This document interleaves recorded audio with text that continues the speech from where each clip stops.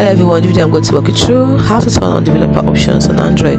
First thing is tap on settings, scroll down to about phone, tap on it, and then scroll down to software information, tap on it, scroll down to build number, tap on it. Continuously, you can see I'm now one step away from being a developer. Keep on tapping, and then until it asks you to confirm by either entering your security code, either your PIN, your pattern, your password. You're going to verify that actually you don't want to access it. Once you've done that, developer mode has been enabled. Now once you go back, go all the way back here now. Our last option before was about phone, now it becomes developer options.